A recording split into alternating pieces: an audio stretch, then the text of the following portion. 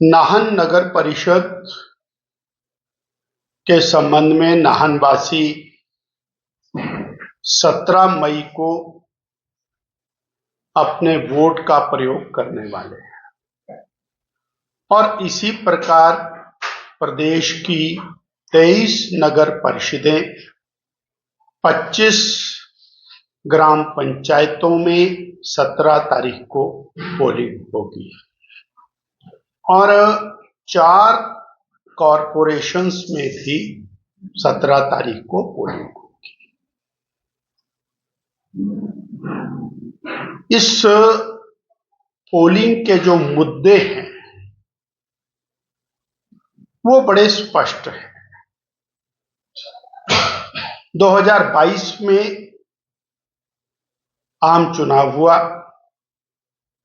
2022 में कांग्रेस के राष्ट्रीय नेता, प्रादेशिक नेता, जिले के नेता, विधानसभाओं के नेताओं ने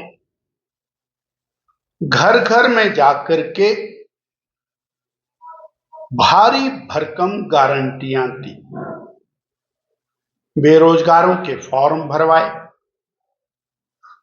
उन्हें पक्की पेंशन वाली 58 साल की नौकरी के वायदे किए, गारंटियां की। परंतु 42 महीने के बाद भी स्थिति जस की तस है, एक भी व्यक्ति को नौकरी नहीं मिली। वही कांग्रेस के नेता गली गली गए, बहनों को कहा कि आपको 1500 रुपए महीने मिलेगा और दिसंबर के महीने से मिल जाएगा, हर बहन को मिलेगा। आज 42 महीने हो गए, 60,000 रुपया एक एक बहन के खाते में आना चाहिए था, जो नहीं आया। आज वो बहनें अपने आप को ठगा सा महसूस कर रही हैं। वो बेरोजगार अपने आप को और बहुत ही कुंठित महसूस कर रहे हैं। गरीब आदमी इस इंतजार में था कि उसको बिजली मुफ्त मिलेगी। बिजली तो सुक्खू राज में मुफ्त कहां मिलनी थी। माननीय सुखविंदर सिंह सुक्खू जी ने इसके दाम बढ़ा दिए, मल्टीपल दाम। महंगाई की मार से आम जनमानस को त्रस्त कर, सीमेंट महंगा कर दिया, राशन डिपो में राशन महंगा कर दिया, एचआरटीसी के किराए महंगे कर दिए, एंट्री टैक्स महंगा कर दिया, डीजल पेट्रोल पर 15 रुपए 40 पैसे वैट और सेस लगा दिया। रोजमर्रा की इस्तेमाल होने वाली चीजें, बिजली, पानी, किराया, सब महंगा। आज वही जनता सवाल कर रही है कि 3.5 साल पहले आपने बहुत सारी गारंटियां दी थी, अब दोबारा से कांग्रेस के नेता गली गली जा। अब बहनें पूछ रही हैं कि हमारे 60,000 कहां हैं। बेरोजगार युवा पूछ रहे हैं कि हमारी नौकरी कहां है। और अब तो एक और सवाल जनता के मन में उतर गया है। अगले साल आम चुनाव होने वाला है। आम चुनाव में भारतीय जनता पार्टी की सरकार बनेगी और बंगाल के बाद तो ये रिटर्न ऑन वॉल हो गया। तो जनता ने अब मन बनाया है कि वो कांग्रेस जिसने 2022 में धोखे से वोट लेकर सरकार बनाई, अब उनका धोखा, उनकी गारंटी, उनका झूठ वो एक्सपोज हो गया है। इसलिए उनको वोट नहीं मिलेगा। ये एक जनभावना खड़ी हो। नगर पालिकाओं का जो विकास का पैसा था वो कांग्रेस की वर्तमान सरकार ने अपने खजाने में मंगा लिया, पंचायतों का पैसा मंगा लिया। बहुत चिंता की बात।